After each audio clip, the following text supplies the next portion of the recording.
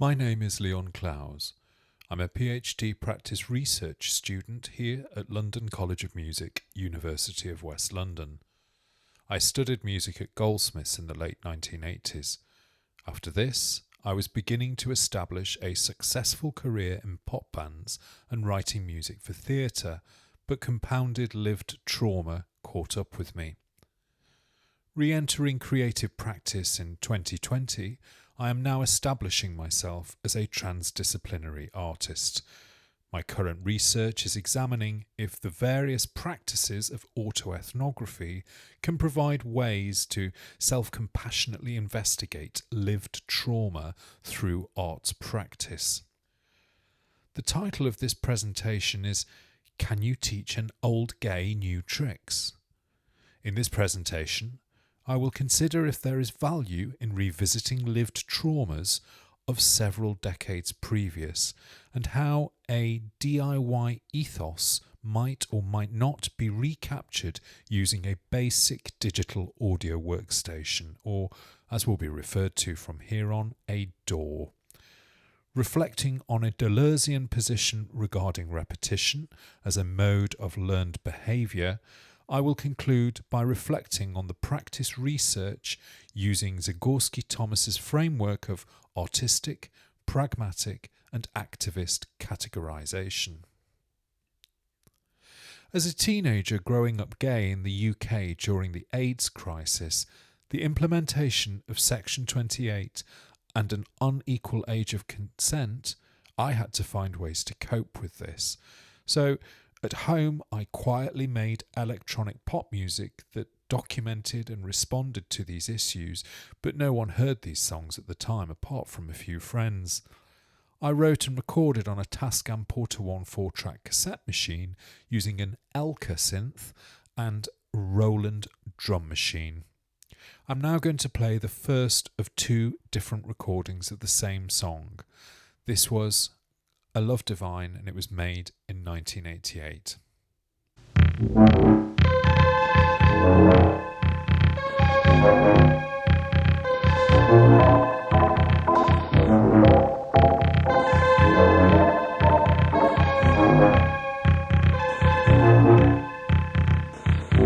Oh, stupid, stupid me. How could I believe that you would ever hurt me, bruise or defeat me? Oh, curse me, curse me, curse me. How could I conceive that you would ever leave me, despise or degrade me? You make me feel so fine. You must be a love divine. Oh, strike me, knock me down beside you. How could I ever blame you? Sacrifice or chain you? Oh, kill me, just don't blame me. Take me with your AIDS gun, pierce me and deflate me. You make me feel so fine. You must be a love divine. Oh, brazen, you are my haven. You could be my release, you could be my defeat. Oh, glory, glory, glory be. What will this love give me? A homeland security, or graveside floods mortality. You make me feel so fine. You must be a love divine.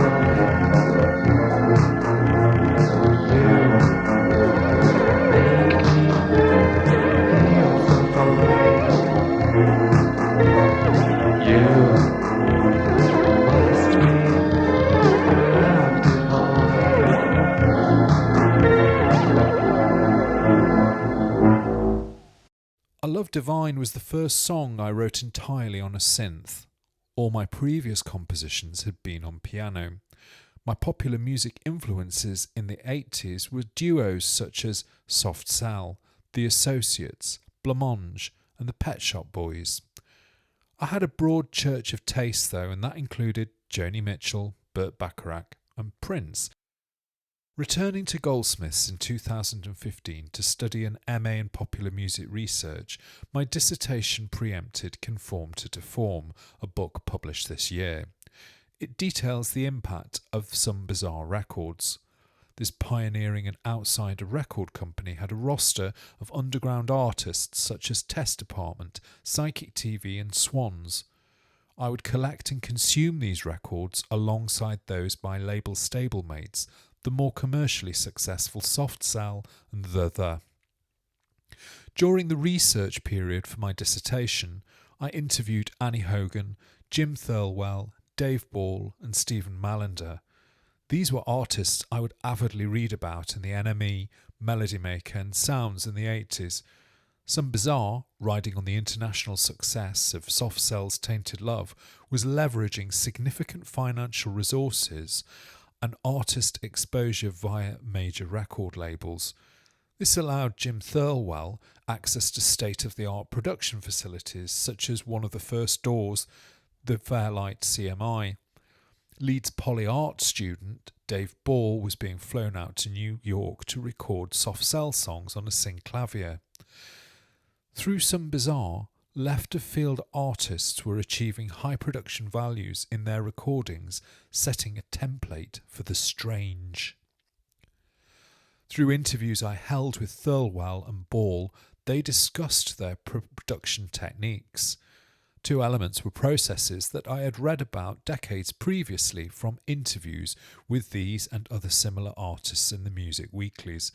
I had accordingly applied these ideas to my own home demo recordings.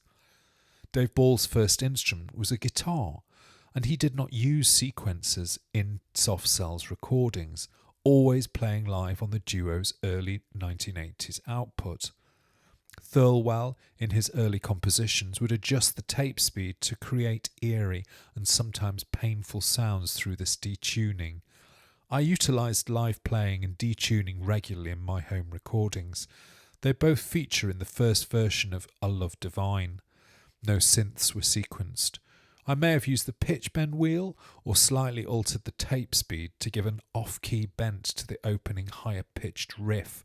I can't specifically remember which I used on this particular recording, but I do know I regularly would alter the pitch bend and the tape speed, seeking grating and strained sounds from synths. Re-emerging as a transdisciplinary artist in my early 50s, it has taken several years to rebuild confidence in using the technological tools now available for music making. I made a half-hearted attempt to learn how to use Ableton in the early 2000s, and there were numerous other reasons I did not progress far, but on an artistic level, I had not written in loops and sequences before, and that was where my comprehension and relationship with that door ended. When I tried to use loops, I found I didn't want to work that way. My training and listening had been in the live playing of acoustic and electronic instruments, and I couldn't at that time see the potential for that in Ableton. Dance and rave culture had never been my thing, and that's what I felt Ableton was for. But when I did start to write music again in 2020, I still found it was an uphill slog. It took until 2022 before I revisited these songs written in the 80s. I'm now going to play the second version of A Love Divine, the re-recording from last year.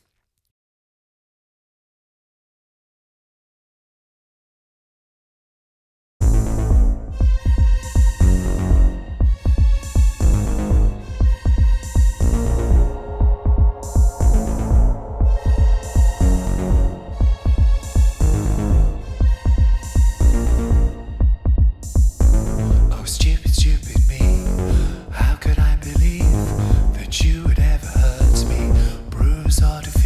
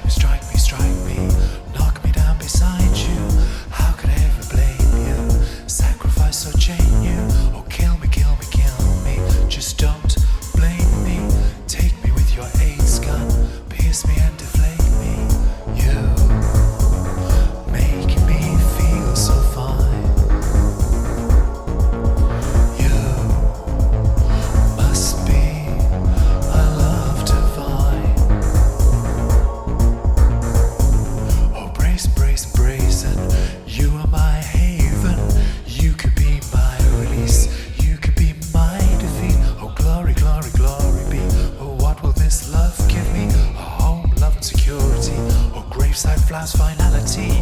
You make me feel so fine.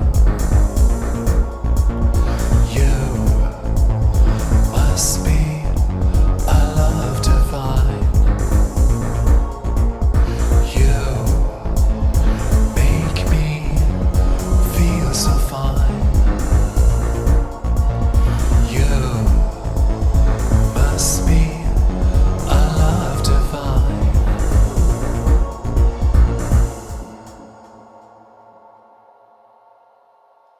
Perhaps paradoxically, the relative ease of use that was now available and the myriad of software choices for me were initially creative inhibitors, not enablers. This overwhelm is more likely in my head than a reality, given the intuitive ease of music software, though. Studio time at university and in professional settings was scarce and expensive. My off-putting experience of navigating 1990s Cubase on desktop computers was that it was daunting, complex, and it crashed. Perhaps then it wasn't such a surprise that despite my training in music and earlier adapting to available technologies, there were psychological barriers in place. Deleuze says, repetition changes nothing in the object repeated, but does change something in the mind which contemplates it. This encapsulates new habit forming. What I was used to in programming an early Roland drum machine and the start-up processes and MIDI procedures to utilise Cubase on a late 20th century desktop computer, this was, by now, long obsolete knowledge. But that repetition, the learned behaviours, this is how I make music. It's difficult to make it. I only have limited choices. I can't erase the tape. It has to stick. These internal operative instructions were hardwired and acting against me as limiters. Eventually, though, through tentative exploration on basic software, first of all Audacity and then GarageBand, I was finally able to revisit A Love Divine and 2 other songs. The free-to-use software capability was the fixed repeated object, long-standing and never changing, but my mind and the fear I held did. Thanks to the wonderful world of YouTuber tutorial geeks, my slow and repetitive approach to tackling these intuitive and easy to operate tools took place, and my mind was finally able to shift. Through practice research of re-recording these queer trauma songs of the late 1980s, I wanted to test if the DIY aesthetics of analogue electro-pop songs written with a youthful mindset could be effectively revisited. Could I ignite the electricity that sparked on the demo cassettes in my cupboard?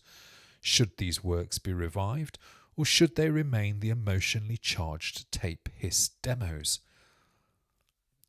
In applying Zagorski-Thomas's 3 broad practical musicology categories, firstly, as an activist researcher, I have a unique opportunity to interrogate a particular socio-political moment. The lyrics of my pop music demos are, in this and other songs I wrote at the time, a reflection of what it was like to be on the receiving end of the mainstream moral panic that surrounded the AIDS crisis.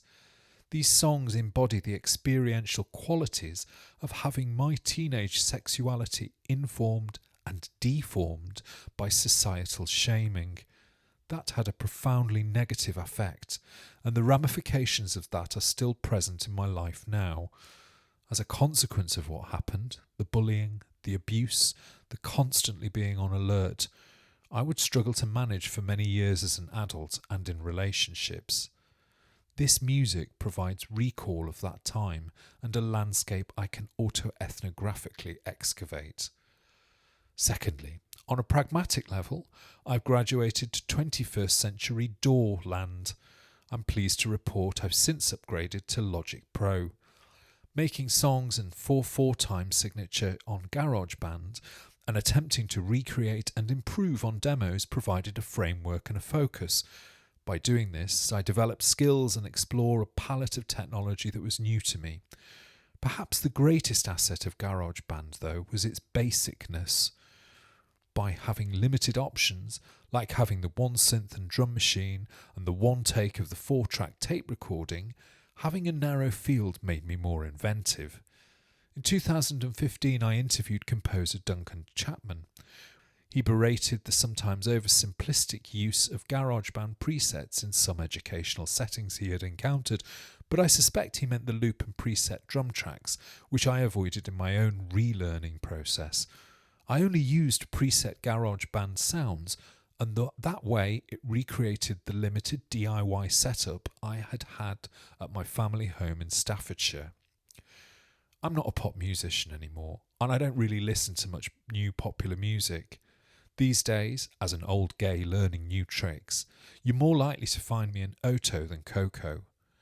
What and how I compose now is very different. Ambient, contemporary classical, and I barely think of singing or writing songs, though I wouldn't rule it out. But by learning how to use GarageBand to revisit old songs, I found out how to use a DAW without a time signature. I developed my own ways to extend limited internal timbral possibilities through layering several sounds together, and how to add depth and change to MIDI effects that are especially effective with organ sounds.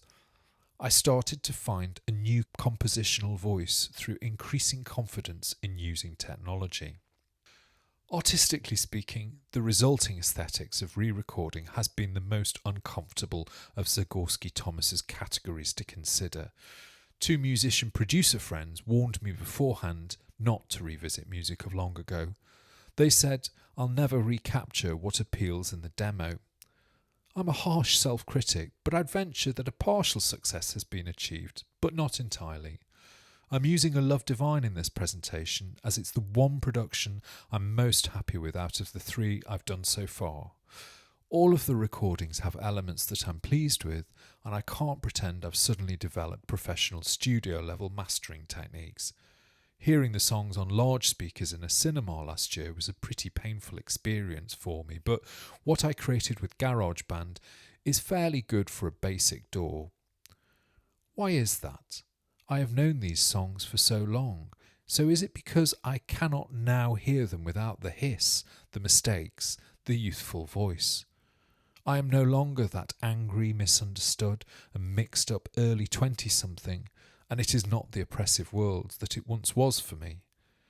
Technology in music, as it should do, has taken giant leaps forward since I wrote those songs. Are they just of their time and something that should be left in the past? I will keep working on this. I still believe the songs should be made and heard. I'm thinking on who would be good to collaborate with, and what they might bring that is new to this process. What final aesthetics will satisfy me, I do not yet know, but in the meantime, the teenage bedroom tapes of Damien's Deviants are providing two important things. By undergoing this process, I am greatly improving music production skills, taking me from DIY to DAW.